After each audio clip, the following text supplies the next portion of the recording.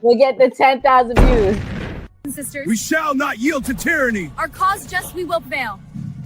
The fight for our rights. Buffs, ready for a journey back? Look at this encampment. The spirit of 76 is alive. Bobby, at this point, history. Shame on you. Shame on you. Because we are being played as the American people. Our money is funding a war that we don't need to be in. We shouldn't be okay with it. So as long as I have breath in my body and a mic to use, I will be speaking out against this. A true patriot savors these moments, but the fight for liberty calls. The economy, we have a global economy. That's why we're a number one economy in the world. I know that a lot of people want to paint the horrible view of America, but, you know, go live somewhere else and then tell me America's bad. Patriotism is all about. Look at these flags. They represent our fight for liberty. This is what so American freaking crazy to me that we have an conflict with Iran before a single person from the Epstein files has been arrested on American soil. The hour of our liberty is at hand. For freedom is bravo. Brothers Yeah, I and was sisters. working, man, you know, but it's good to see Rippy out there handling business, man. And again, hey, that's a lot of black Trump supporters, man. I mean, it feels good to see them, man. So I'm...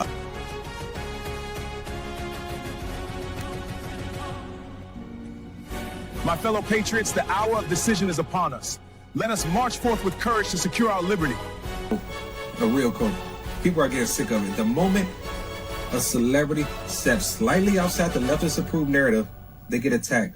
Chili from TLC gets heat over allegedly donating to Donald Trump. For liberty. The British advance. We must act. Our supplies are low, but morale is high. Then we fight for liberty. Payne's work captures the spirit of we fight for independence. With Welcome people to my that said they were anti-war. I think they said no new wars. Yeah, they voted for a president that was not going to start any new wars. And what's funny to me is that not only were you lied to, not only did this man start this and get out of the freedom. Greetings from the encampment. The spirit of liberty is strong. We will fight for our rights and our freedom. Just in order to get the Greater Israel Project accomplished, you have to kill people. That's why it's wrong. Killing people is wrong. Full stop. So you can try to make sense of it with, well, it's a threat and this and that. There's no greater threat than the United States empire. Vocabulary up because I'm throwing out words like hubris, acquiesce, verbose. What are you going to do about the dichotomy of the nuance?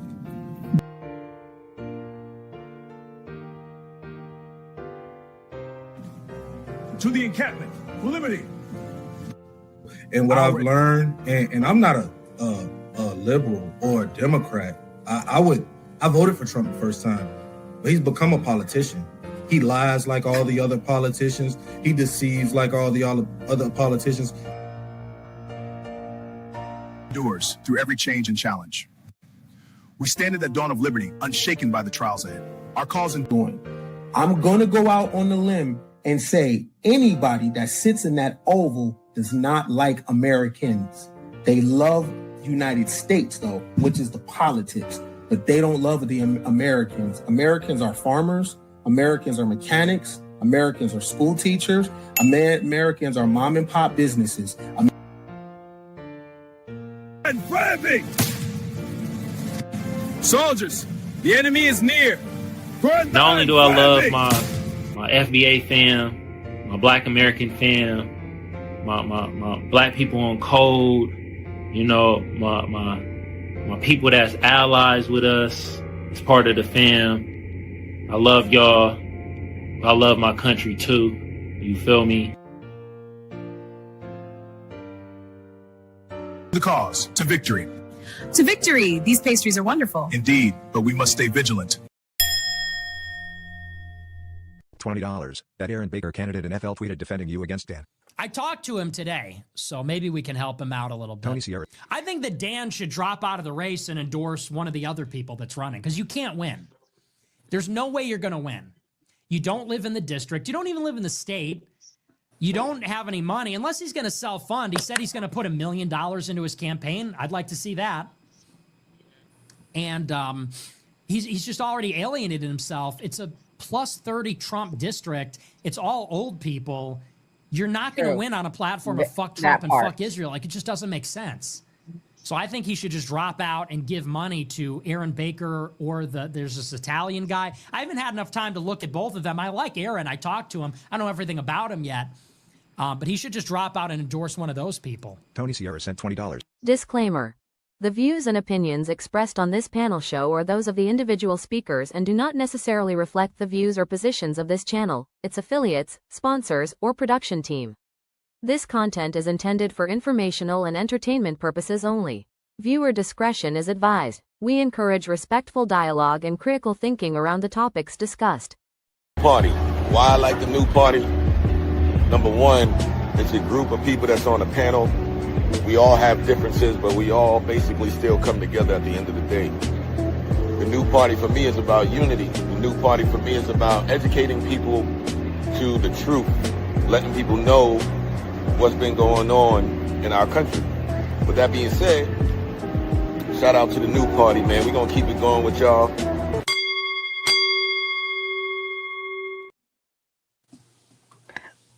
Welcome to the new party. I'm Nora Christine. It's Mia. And tonight on the new party, everyone, welcome to the show. If you're watching, please hit the like button. We're diving into one of the most talked about races right now in Florida politics, actually talked about around the country, and we'll get into why. Florida's 6th Congressional District, Dan Bilzerian, aka the famous poker player, Instagram celebrity. He's now jumped into the Republican primary against incumbent Randy Fine, who is an Israel First candidate. And a lot of people are wondering why. Is it ego, foreign influence, or something else entirely? Is it America First? Is it a genuine campaign? We're asking that question tonight. And tonight we have the perfect guest to break it all down. He's a true America First fighter. He's run in the district before. And he's not afraid to tell the truth. And he actually, in my opinion, represents conservative Republican values. Please welcome to the show, everyone, Aaron Baker. Aaron, thank you for coming. We're so happy to have you tonight. Let everybody know why you're running and about the district and the makeup, because Nick brought up a good point. Well, first of all, Nora and Mia, it is very nice to be here. Thank you both for having me. I do appreciate it. Why was it important for me to run in the first place? Because I thought that the people of this congressional district needed a voice of someone that would pay attention to them. And that's not what we have now. I mean, we have the most genocidal member of Congress to exist, certainly in my lifetime. And, you know, probably the most bombastic since, I mean, you would have to go back to, Soviet pre-Cold War era when McCarthy was having almost witch trials in the Senate, to have someone that's so bombastic. So I simply want to do better. I mean, the people here are, just good, hardworking people. The poverty rate is a little bit higher than the national average here. So we don't have a lot of money to play with. And we respect hard work, and, there are very simple things that we want here. We want somebody to do the things that Mike Waltz was doing, like working on beach erosion mitigation, working on the Life Saving Gear for Police Act, working on infrastructure. I mean, all across Florida, there's so many 2-lane roads that need to be 4-lane roads. And simple things like clean drinking water. And what we're getting right now is just craziness. It's okay, we're going to spend $1 billion, maybe $2 billion, depending on who you ask, on a war that none of us, certainly none of us voted for, and none of us ever thought that we would be in, because we were told the only way that that we even have a possibility to be in this war with Iran is because we have stupid people negotiating for us. And those were President Trump's words, in the 2000s, and even before that, going all the way back to 2013. So I simply just want to do better. And I believe, as a Christian, that we have to respect all people.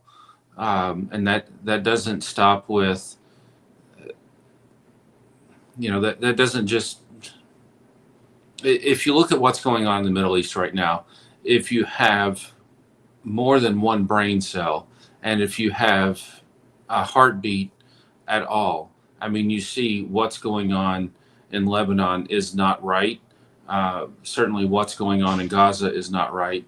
And I don't think it's something that I believe the American people should be funding.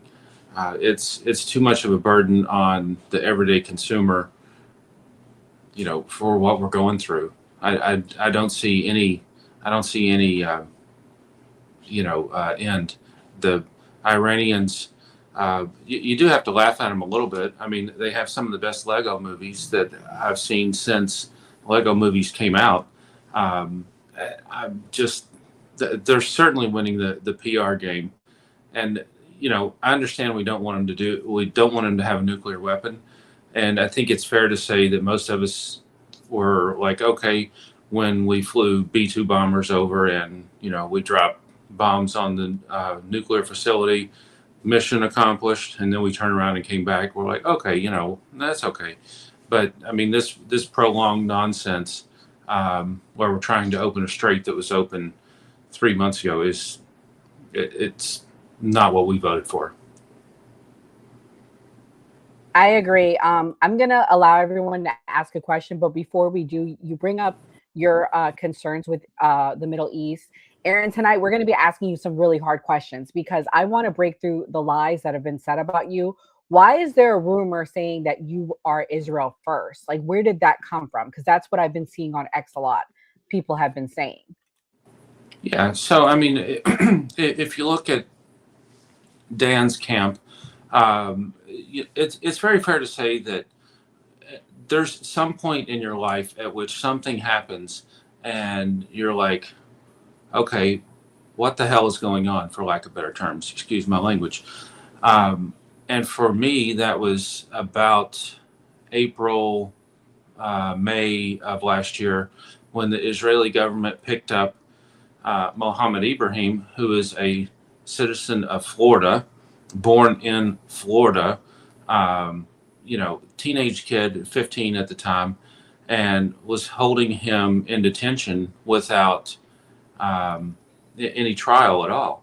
And at that point, then there's always something in your life that happens that makes you say, okay, well, let me investigate further. And then you start looking at all of the reporting coming out of Gaza, and you're like, this isn't trying to track down terrorists. The U.S. has tracked down terrorists before. You look at any place that we've ever been in conflict, and we've never gone in and simply just carpet bombed the entire country into oblivion with no regard for any civilian casualties at all. And that's where we are now. So I did change my mind on Israel, and it was about a year ago, April or May, sometime in there. I understand, Dan. Dan. I understand, Aaron. I'm pretty guilty because I was looking at a clip of him. I understand, Aaron. I'm pretty guilty of that too. Being a Christian, we are taught in the American church to support Israel. Also, I have a connection with Israel as being half Moroccan. I have family members that moved from Morocco to Israel. So I completely understand where you're coming from with that. And I also have family in the Moroccan government, and they are very supportive of Israel. So there's that too. But I want to play this clip of Dan Bilzerian, and then I'm going to let Mia ask the first question. This is what he had to say about how he feels about Israel. And I just want to ask my follow-up to you before I have her take over is, how do you differ from this? The only real battle in the world today that I see worth fighting is fucking, exterminating Israel. I mean, I would sign up tomorrow and go fucking put boots on the ground and go fucking kill Israelis. That would be a great day for me. I would fucking sign up on the fucking draft waiver wherever. give me a fucking, give me a rifle and send me the fuck over there. I truly believe that the majority of that country is evil and they're perpetuating a genocide. They've been operating apartheid. They're suppressing those Palestinians. They're attacking their neighbors. They're operating like terrorists. They're fucking arrogant, ungrateful bastards, and they need to be wiped off the fucking map. So, Dan Bilzerian, thanks. So that to me is very harsh rhetoric to hear. How do you differ as a candidate from that? And what do you think the response should be to break away from Israel? Because when you are elected, because we're going to speak it into existence, what can we do if you're a congressman to break away from that hold that we have or connections that we have to Israel? Well, it's simple. We can stop funding. I mean, but I don't think that at one point I had kind of softened my stance to where I said, okay, no offensive, but at this point, even for the last 6 months, no offensive, no defensive funding, no defensive sales of weapons. It is against the law for the United States government to sell Israel weapons because they are an undeclared nuclear power. And, it's been just this week, there were 20 representatives from the House that sent a letter to the president stating just that IAEA inspectors should be allowed to go into Israel and see what type of nuclear weapons they have, because we don't know. I mean, we might, have, a file somewhere in a file cabinet of somebody knows, but general population, we don't have a clue, what type of firepower they have behind the scenes. That's not right. That's a fair point. Mia, what's your question? So my question would be, so we are going to speak you getting elected into existence. So after your election, once you're elected, are you willing to go up against the elderly rhinos that we have right now that are controlling not only the Republican Party, but in general, just both houses of Congress? Because right now we have a group of elderly people that are in control. They're the ones that are doling out the committee seats. They're the ones that are doing this. So it's going to put you in a position where you're going to take a lot of heat from a lot of people, especially if they need your one vote, or maybe you're with a block of people where they're 10 votes short for a majority per se. So how are you going to handle that kind of stress? And do you think you're going to buckle, or are you going to dig your heels in, double down and say, no, this is what's best for the American people? Because we need strong individuals who are going to dig their heels in and buckle down and say no. I don't care if the government has to shut down. Sometimes we all have to be comfortable with being uncomfortable in order to make the road better for all Americans and be on an America First narrative. And that you're 100% correct. And that might mean, that you're only there for 2 years. And if that's the case, that's the case. But first of all, I would never vote for anything that's unconstitutional. I will never vote for anything that goes against my morals, and I'll never vote for anything that I think goes against Floridians or the people of the 6th Congressional District. And to your exact point, yes, you have to dig your heels in. You see right now, we have basically one representative on the Republican side that has dug his heels in and said, no, I'm correct, and the other 434 of you are incorrect. And that's Thomas Massey. And God willing, he wins his primary next week, because that really is the model of saying, okay, I'll vote with the Republican Party 91% of the time, but if they're starting a war, if they're raising debt, or if they're doing something unconstitutional, count me out. I agree. No, I agree. Yeah. Sorry. My other question has to do going back to your district and who actually lives here. This was when your opposing candidate or your opposition announced he was running. This is what he had to say. Your opponent, this fat Jew. So he's not from Israel, but you called a guy in Florida this fat Jew. How is that not anti-Semitic? Well, he's a Jewish supremacist, and he puts Israel before America, and I think that he should be tried for treason. This fat Jew is anti-Semitic. Yes. Dan.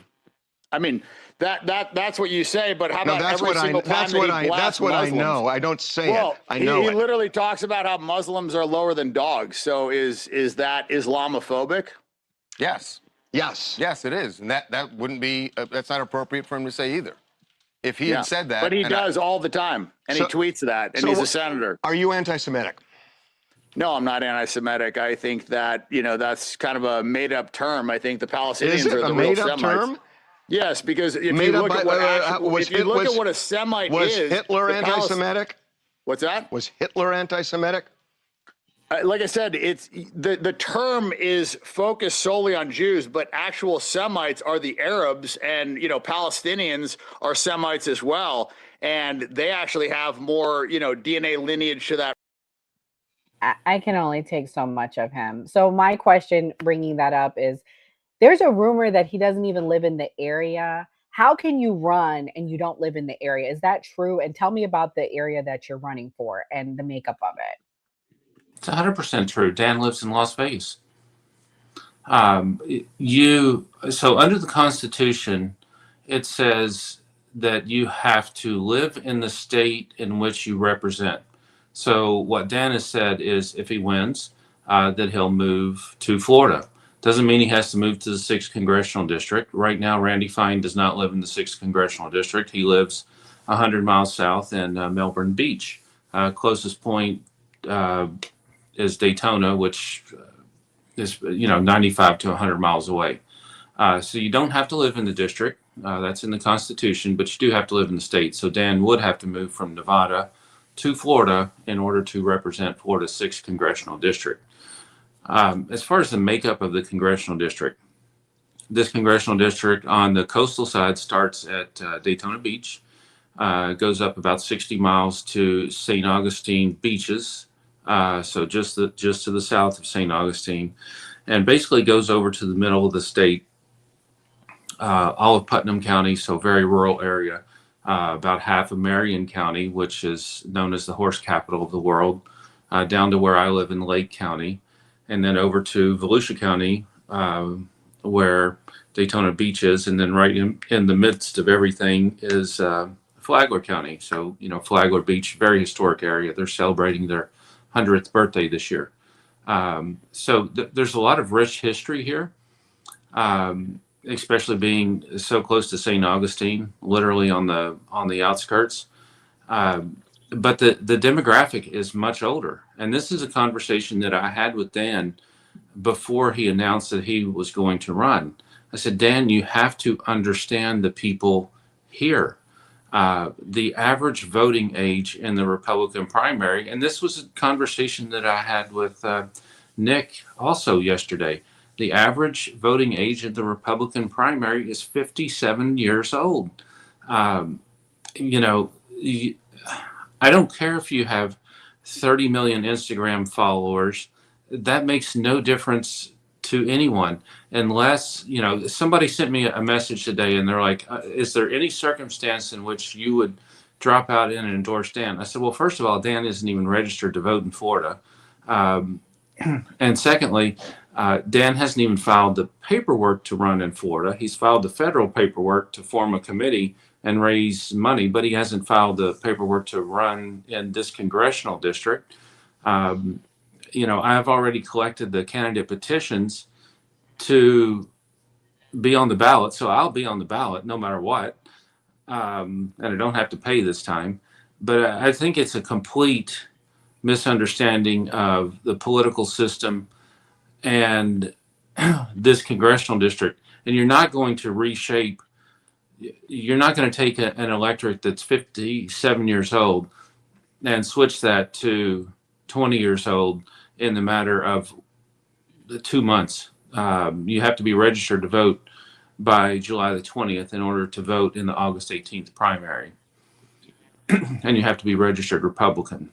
So unless, him and his band of whoever are going to come down here and register 20,000 people a month in the next 30 days, and then 20,000 people again in the following 30 days. I mean, you're talking about trying to register, 600 people a day for 60 days straight to get in anywhere close to the numbers that you would need in order to redraw the demographic of this congressional district. And it's simply not possible. Well, all he did, and this was my main thing, and Aaron, I messaged you this privately. He split the vote. And poly markets are saying Randy Fine now has a better chance to win, by the way, now that he's entered the race. Go ahead, Mia. What's your next question? I was going to say the same thing. So it appears to me that Dan Bilzerian is probably being paid by some sort of offshore account from Randy Fine's Israeli backers, because he did it very strategically and very beautifully. So you could have been a very good contender, or you are a very good contender, but now we have Dan Bilzerian, who obviously it's very hard to go up against somebody like Dan Bilzerian just because he has the kind of name recognition. Like, you see him, you know who he is. I mean, most people know who he is, especially if you're very tuned into social media, YouTube, all of it. And a lot of men follow him as well because of the kind of lifestyle that he lives or has previously lived. He's like this poker guy, allegedly, or whatever. But basically what he did is come in and split the vote. So it's almost like he's going so anti-Jew, so anti-Semitic, so hard on Randy Fine. It's almost like that's on purpose. Like he's being paid by the same people that he's talking crap on purposely to make it more difficult for you. So Randy Fine has a shoe-in because now Dan Bilzerian is splitting the votes and making it harder. I think Dan is taking away a certain percentage of votes. But again, if we go back to the electorate, average 57.2 years old, how many men between the age of 18 and let's say 30 are registered to vote Republican? I looked at one precinct the other day, and I can break it down because we've got all the voter files electronically on everything. And I looked at one precinct, and if I pulled up men between the ages of white men between the ages of 18 and 30 in that entire precinct, and keep in mind my precinct that I live in has about 800 people registered to vote in it, there were 3, and none of the 3 had ever voted in a primary before. They had all voted in the last general election, but none of them had ever voted in a primary. So, you're not only searching for the, blue unicorn that is supposed to come save you, but you're searching for the blue unicorn with wings that doesn't exist. So, good luck. But, I think Dan is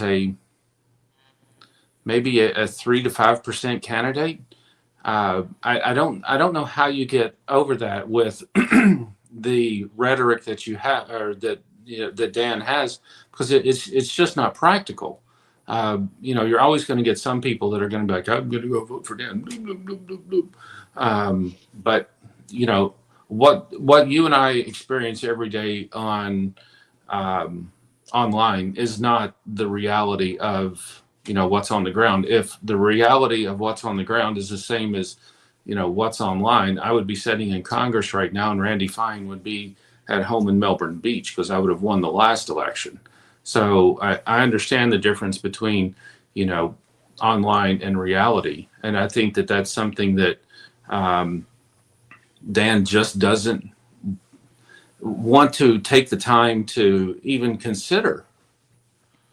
Well, my concern, Aaron, is there seems to be a coordinated attack, to Mia's point. Like, this is coordinated. First, it was him jumping in. Now this attack on you. Also, this simultaneous attack on Nick Fuentes. I know you spoke with him.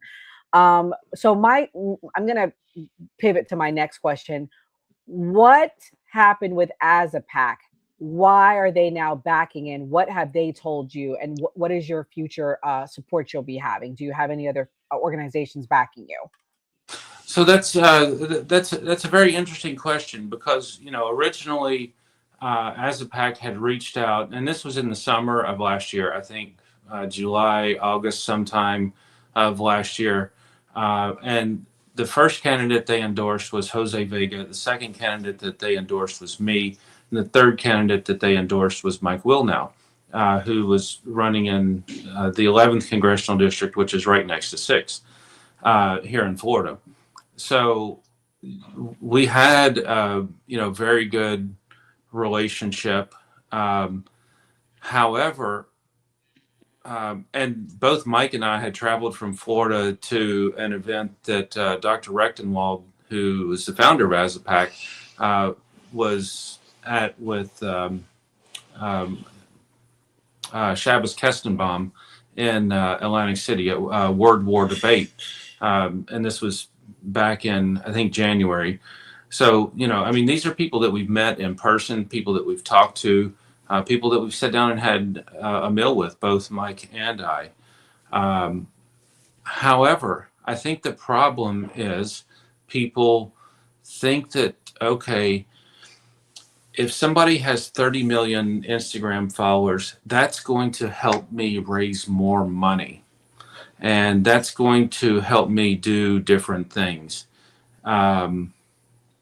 If you look at the finances, and I'll let the independent journalist take a look at the finances of the PAC, but you can see where the money goes, and I don't think the old saying, the road to hell is paved with good intentions. I think that ASAPAC might have been started with the best of intentions, but I don't know that. I had conversations with him as recent as last week, and I spoke to the treasurer as recent as yesterday morning, who gave me no indication at all that they were going to drop me. And the conversations that I was having with them was specifically about Dan, because I said, how do you want me to still be a part of this PAC? How, at some point I may have to step away from this PAC, because I don't agree with someone saying, I'm going to pick up arms and go exterminate Israelis.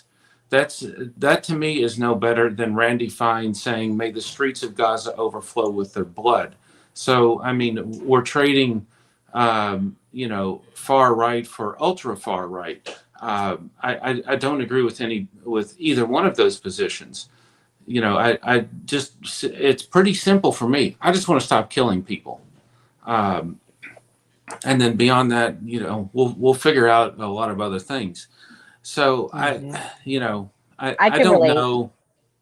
I'm questioning, am I still a conservative or a Republican? Because I don't support this whole, giving endless money to Israel and killing kids, but I also don't support this far right extremism of lumping all Jewish people in this horrible box and saying that they're terrible, horrible people and we should just go after them. It gives me H vibes. It gives me Nazi vibes, and I'm not with that. And this is what he has to say. And then I'm gonna let Mia ask the last question. We just have a few more questions for you. This is what he said on Alex Jones. So again, I want Israel to stop doing what it's doing. And Dan, do you think Israel's one monolith? Do you think they're all bad over there?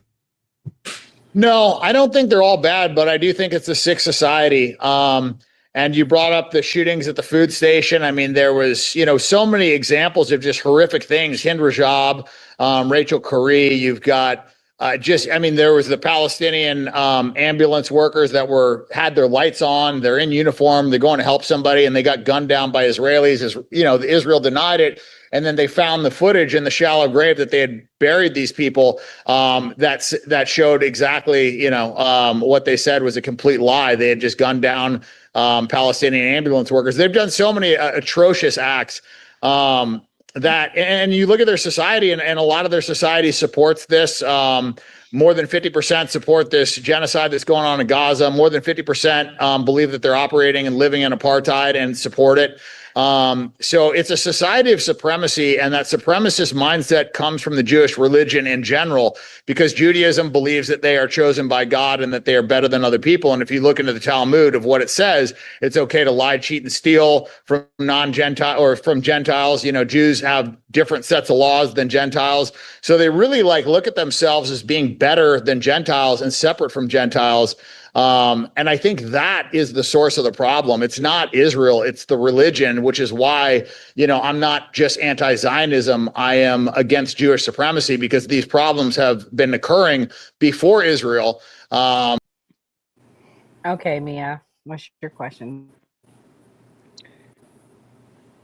Yeah, obviously Dan he feels very strongly about Jewish people and Israeli residents. He clearly feels very strongly about that. I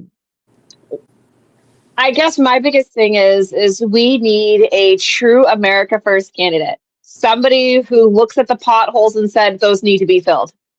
Why do we have other countries that get free healthcare, free college, but we're driving over potholes?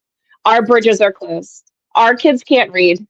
Right now, we have 14 million children in the United States. Obviously, that encompasses part of Florida as well that are food insecure, which is a fancy way of saying these children do not know when their next meal is going to come from. And we just keep perpetuating in this cycle of war, while our kids are malnourished, while they're ill-educated, while the United States, the only reason we had any GDP growth was through tech. If you subtract the tech, we're actually a net negative because we're not producing anything. It's just tech investment at this point in time.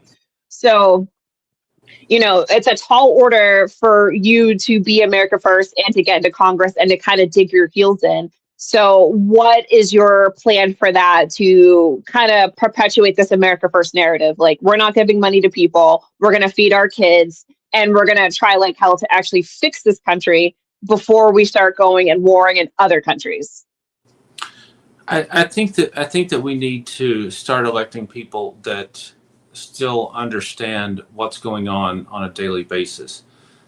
Yesterday was the last day that we could turn in candidate petitions, and I had one lady that had collected petitions down, actually in Melbourne, where Congressman Fine is from. And that's a pretty long drive. It's about 100 miles down there. So on the way back, I stopped to get gas. And, I'm very fortunate that I can fill up my gas tank. And it was $124. Keep in mind, I drive a Suburban. It has a huge gas tank, but still $124. But that's not the bad part. The bad part is the person in front of me. When, I always look at how much gas the person before me got, and they got $3 worth of gas. That's not even a gallon of gas. That means that they can drive 6 or 7 miles to work. They probably can't afford to eat lunch, and then they can drive 6 or 7 miles back and then pray that they have the money to get back to the gas station and do it again tomorrow. The idea that now, there's a bill in Congress that we're going to pay for IDF soldiers' health care and benefits. On what planet is this okay? To your point, we have food insecure people in every neighborhood now, and it's gotten so much worse with the price of gas going up by, roughly 55% or so. Parents can't afford to feed their kids. Parents can't afford to feed themselves. They can't afford to, they can barely afford to get to work. And that's it. We have to stop the madness. We have to stop funding these foreign wars. We have to stop, helping everyone else on the planet and help ourselves. And dear Lord, at some point, we have to start paying down our debt. Once our debt exceeds 25%, once the service on the debt exceeds 25% of our total budget, there's very little practical way that we can turn back. We have to get to a point of Rand Paul common sense of being able to cut 6 cents off the budget to be able to say, okay, maybe the Department of War, Department of Defense, whatever you want to call it, I really don't care, doesn't need $1 trillion. We're spending more on the Department of War than we are on Social Security. And what we've done over the years is we've stolen the retirement from our seniors because they're not getting a cost of living increase. I mean, are you kidding me? When you have inflation at 6 or 7%, and then you give them a 2.8% cost of living increase, you're stealing more and more money from seniors. I have so many seniors right here in this congressional district that live in mobile home parks, manufactured home communities where the ground rent keeps going up and up and up. And some of them, it's gone from $900 4 years ago to $1,700 or $1,800 a month now. And if I take a single widow that's on Social Security and she's getting $2,304 a month, and now all of a sudden she's paying $1,800 a month just to be able to keep a roof over her head for ground rent. This one specific lady told me, she said, Aaron, my dog is 16 years old, and I have to decide if I'm going to feed my dog or if I'm going to eat because I don't have the money to do both. And that's not the America that I grew up in, and that's not the America that I want for our senior citizens, and it's not the America that I want for the next generation. So something has to change. I agree. Nia, do you have any more questions? I definitely want to comment and say how refreshing it is for somebody to come on this panel and be honest, because Americans are screaming about how we can't afford to eat, how we can't afford our water bills, how we can't afford our electricity. And now we have the invasion of data centers that are invading our rural areas and sucking up all of the water, causing cancer, causing respiratory issues and respiratory distress, noise, and just destroying the environment in general. And my biggest thing is, how do you feel about the environment? Are you data center friendly? Are you anti-data center? If you were to get into Congress, would you advocate for no data centers, or would you advocate for data centers? Because data centers is like a little pet project of mine. I'm very anti-data center. I live in a very mountainous region where we have 4,000 foot mountains. I'm an avid hiker, so I spend a lot of time outside and just protecting the environment, keeping the air fresh, keeping the water clean, and just keeping the landscape as it should be is very important to me. So how do you feel about environmental?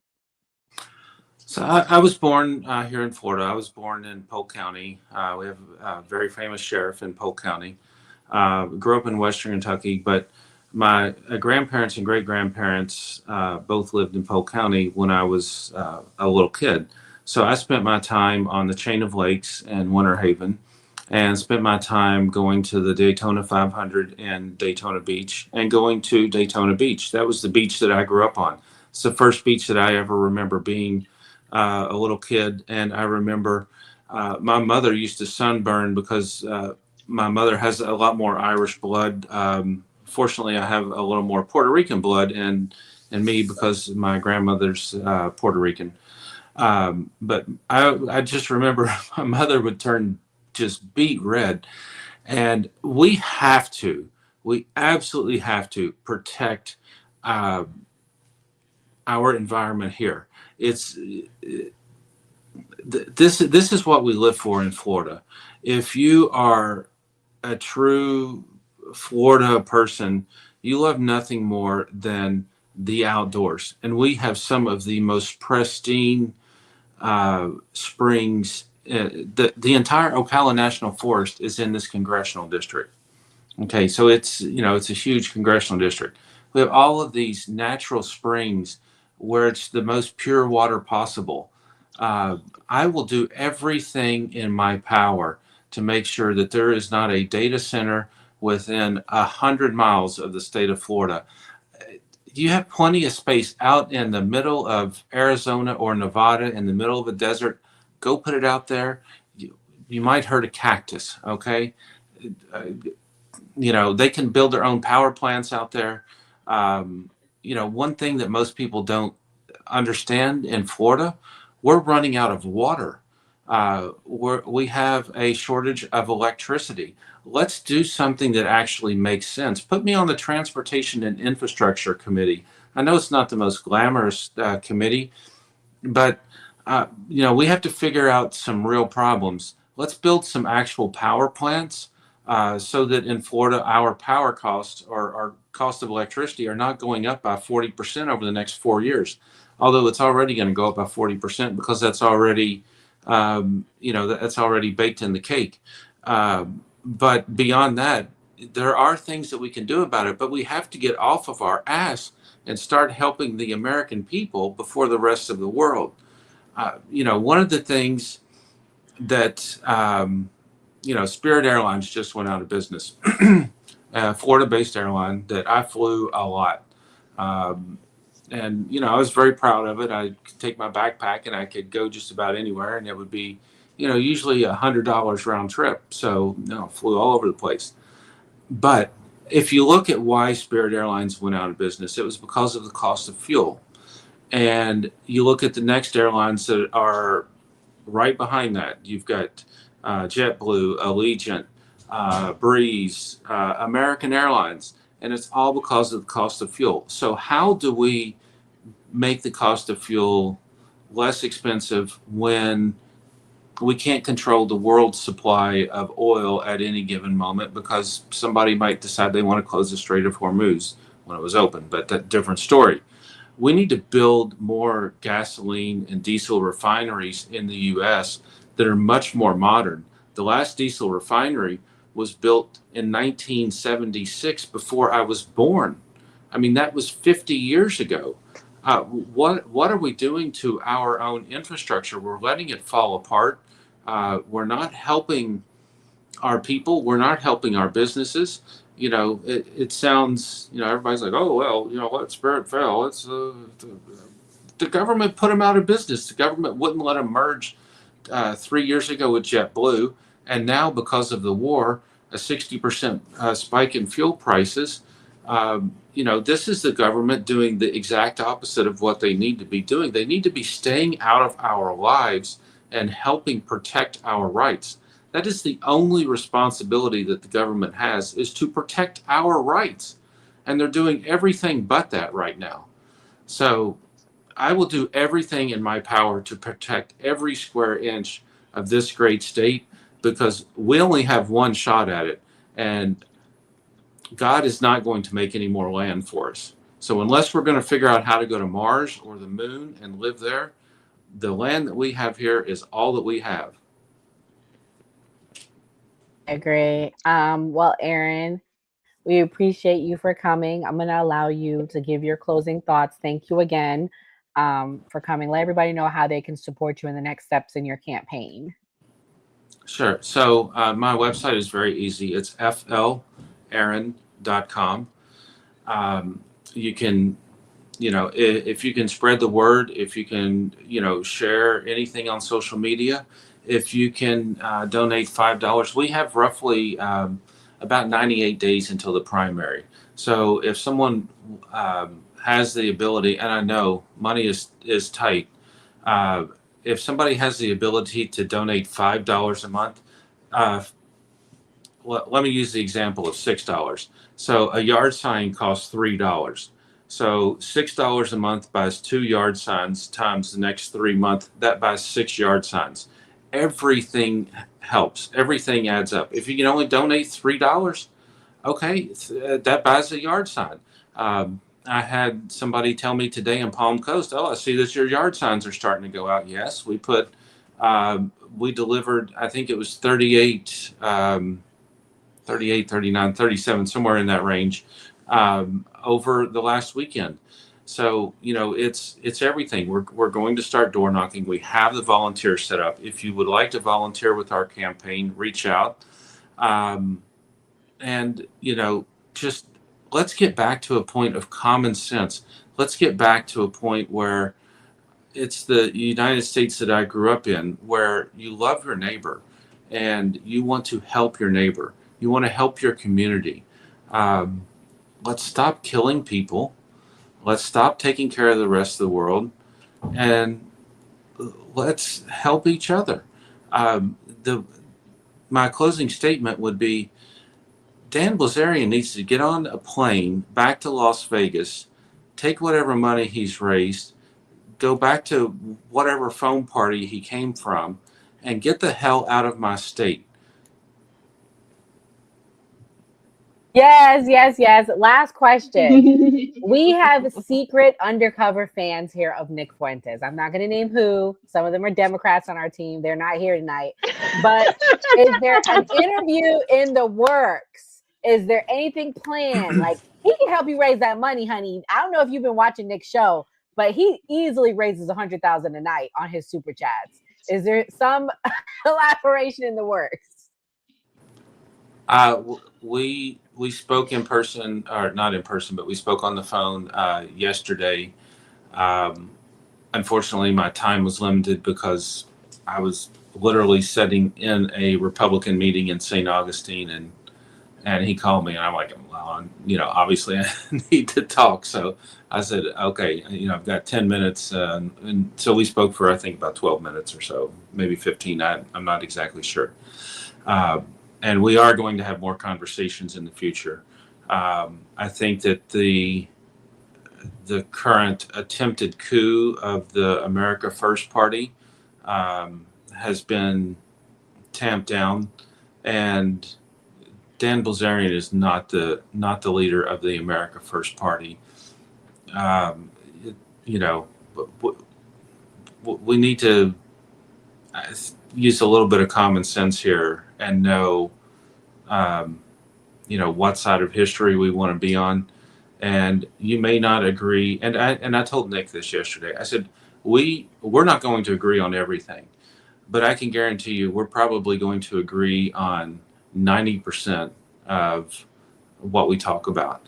And he said, if we agree on 50% of what we talk about, that's 50% more than what I agree with Randy Fine. And I have no interest in starting a fight. I originally had no interest in starting a fight with Dan. I was just going to let him do his thing. But I have no interest in hearing anyone that tells me that they want to take up arms and go exterminate any race of people. I have no problem with Jewish people. I have no problem with Muslim people. I have no problem with Christians. I have no problem with Hindus. What I have a problem with at this exact moment in time is the genocidal government of Israel. I don't believe that we can support or should support the genocidal government of Israel when they can't even tell us where their boundaries are. They can't tell us where the boundary is with Lebanon. They can't tell us where the boundary is with Gaza. I don't support the Greater Israel Project. I think that they need to be put in check, but that does by no means mean that it is appropriate to say that we are going to exterminate an entire civilization. There's no place in politics for any language like that, whether it's from Dan Bilzerian or if it's from Randy Fine. Both of them need to get the hell out of my state. One can go back to Las Vegas, where he's from, and one can go back to Arizona, where Randy Fine's from. Agree. We got to take back our country. We got to take back our state. Aaron, thank you so much. We appreciate you. We're going to bring you back on. When is the primaries? August, right? August the 18th. Oh, Aaron, if you have the James Fishback's number, please tell him to stop dodging us. We had a date with him. Tell him how nice we are. If you could just put that plug in, because we really want to have a conversation with Mr. Fishback. But again, Aaron, thank you so much. We're going to let you go, and then we're going to do our closing thoughts. So thank you for coming. I'll see him Friday in St. Augustine. So I will. I have your number. I will make sure Please. that I will make sure that he wrote me back, and he wants to come on, but then he gave us to some assistant, and the assistant, I don't know. I'm not gonna say it's all James. I get it. I get it. I appreciate you, Aaron, we will support no problem. you. And James did endorse me, so yeah, we have a very good working relationship together. Just final thought, God bless you, Nora. God bless you, Mia. Thank you. I really appreciate being on here. Thank you. And, anytime I can do anything for you, please, It do was not hesitate to ask me for anything. Same it was here, so Aaron. good to see you a second time. Yes, yes, thank you. Aaron. I need to come to your events because I'm not far from you. I'm in Central Florida. I don't want to say where there's a lot of crazies on here, but yes, I'm not far from you. I need to come meet you in person. I'm going to make a concerted effort this summer, and we'll bring you back on closer to it. We appreciate you for coming. Thank you. God bless Thank you. God bless. God bless you.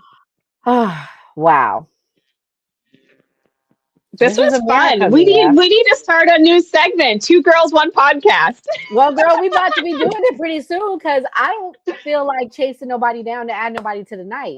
Because this is how it is. This might be how it is. That's what we're going to call it. 2 girls, 1 podcast. 2 girls, 1 podcast. This was great, guys. Guys, we are seeing real life suppression here. YouTube, I don't know what's going on with YouTube, honey. YouTube, y'all trying us, but the X is booming tonight. So if you guys are watching us for the first time, make sure you guys head on over to YouTube, hit that notification bell so you know when we go live.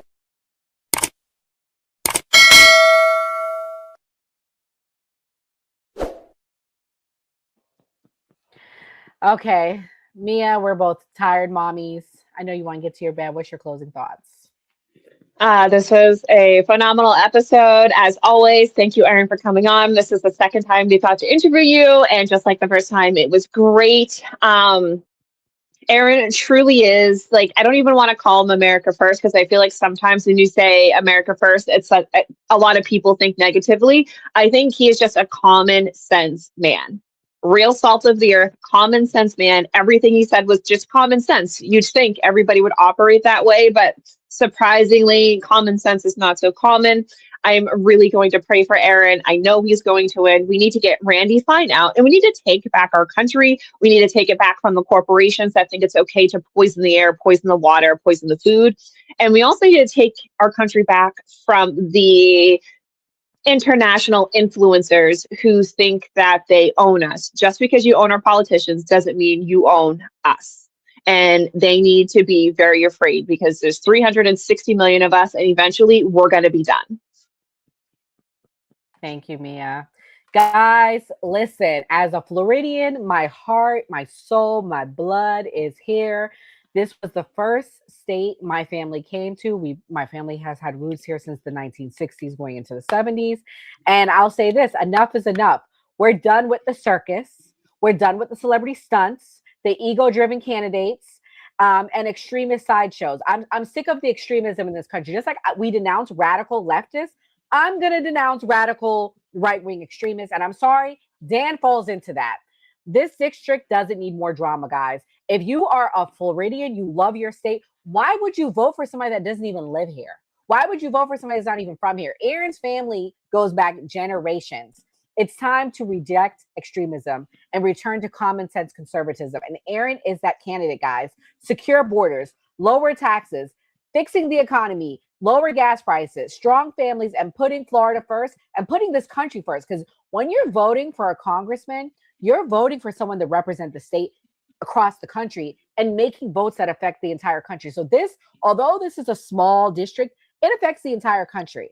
All right. And that's why I'm proudly standing with Aaron Baker, a battle-tested America First warrior who actually lives here in Florida, not a transplant from Vegas. While he comes here, wipes his paws, because I'm so sick of these people coming from around the country, New York, Vegas, California, coming here, partying, wiping their paws on our state. This is our state.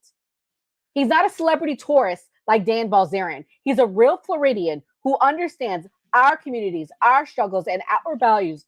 And if you're tired of the nonsense, I need you to go support Aaron Baker. Give $5. Even if you don't live here in Florida, you can make a donation. It's time to take action, guys. If you're here in Florida, get registered, get informed. And if you live in Florida 6, vote for Aaron Baker in the August primary. Real leadership starts with us, guys. It's time to take our state back, our district back, our country back. And if you are a part of that, please make sure you subscribe to the new party as we continue to bring these only stories you hear first. God bless, good night, and stay safe. Hello, history buffs. Ready for a journey back? Look at this encampment. The spirit of 76 is alive.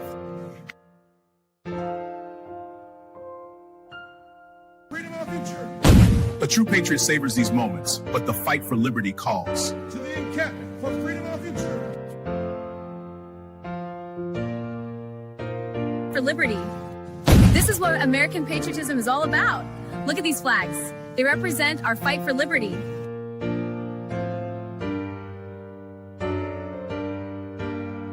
The hour our liberty is at hand. For freedom is proper.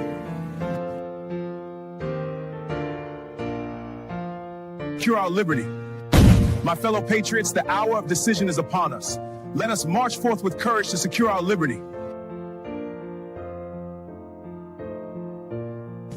Welcome to my colonial home. Today, Del Payne's work captures the spirit of We Fight for Independence.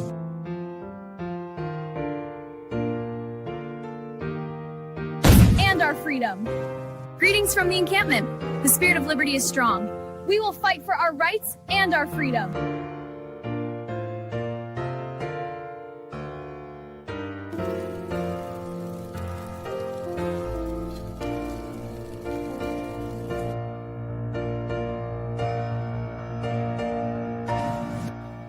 Hour is late. We must enact. To the encampment for liberty.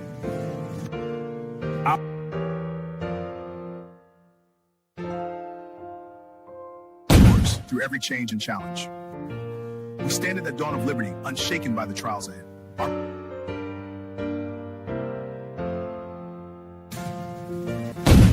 Soldiers, the enemy is near. Front line, fire me!